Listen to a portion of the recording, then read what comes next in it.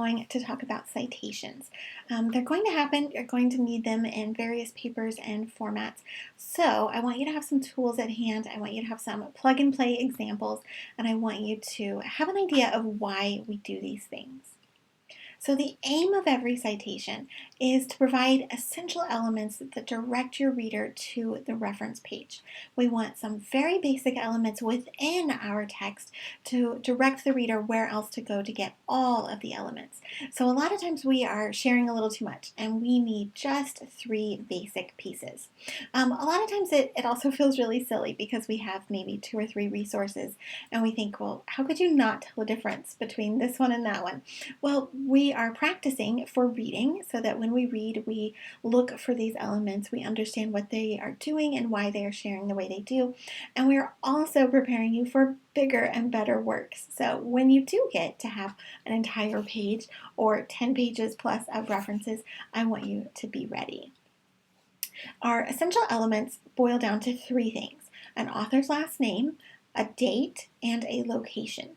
We don't always have all of them, so we often don't include the location. We'll talk about why in a second, but we want that author's name or organization or title of the work because that's going to tell us where we are in the references.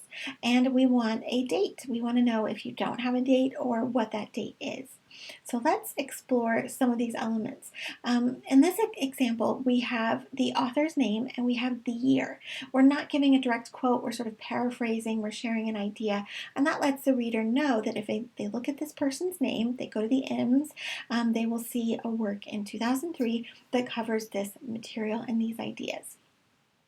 In this example, I have a location because I'm giving a direct quote. So here's one of my plug and play examples. I like to use according to and then the author's name, the year, and then I put in my quote or my paraphrase. And if I have a location, I'm going to put it here at the end. In this case, it's a page, and we put P period and then the page number, which is 23. And then we close it all out with our period. So those are two examples to show you how if we have a location, we're going to use it, but if we don't, it's okay. So let's look at the concepts here. The name is important. It's the first indicator of where our reader needs to go. Do they need to go to Z or the middle to M? Where should they be?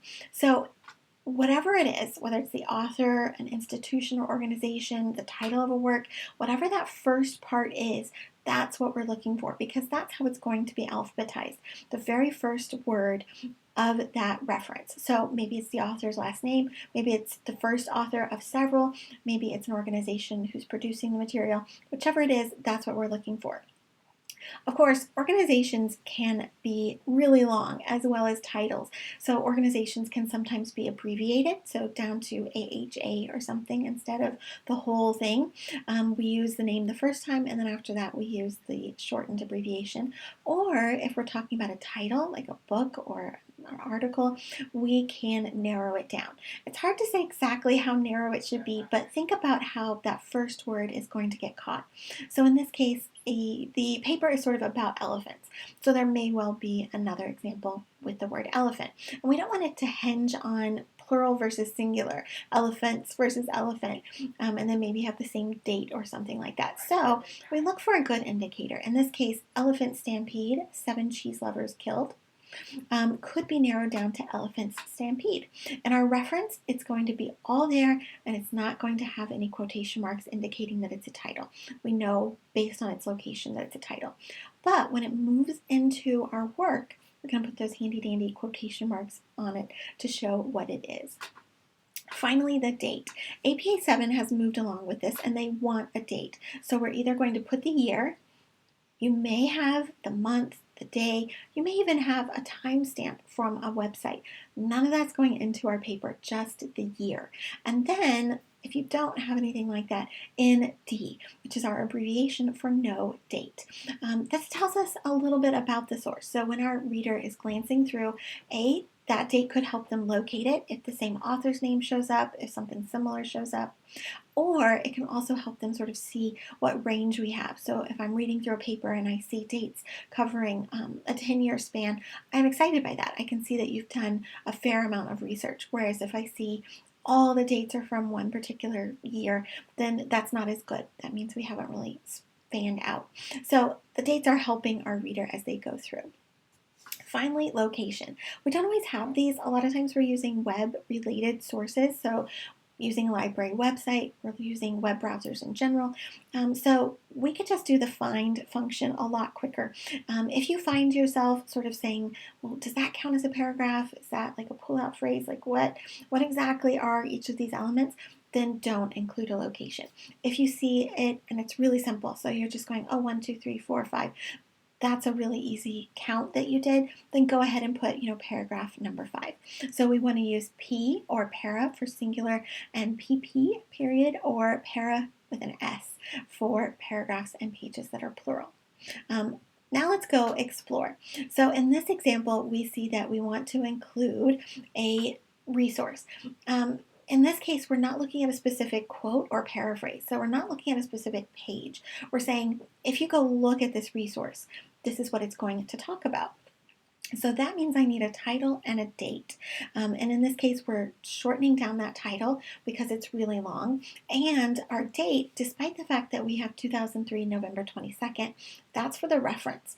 Our in-text citation should only have 2003. So I narrowed it all down to, quote, elephants stampede, end quote, comma, 2003. Note those commas as well because we're separating these elements within their parenthetical citation. This one, we have a date again, which is super handy, just a single year. And then we have a book title. So we're going to do the same thing. We're going to grab that book title and we're going to include the date. But you'll notice that because it's a dictionary and it's online, we really don't have paragraph markers at all. That's going to be a really hard one. It's going to have numbers and lots of words sort of by themselves. And again, that's where that case where you are pausing and you're going 1, 2, 3, does that count? Does that count? If you find yourself doing that, then don't include the location.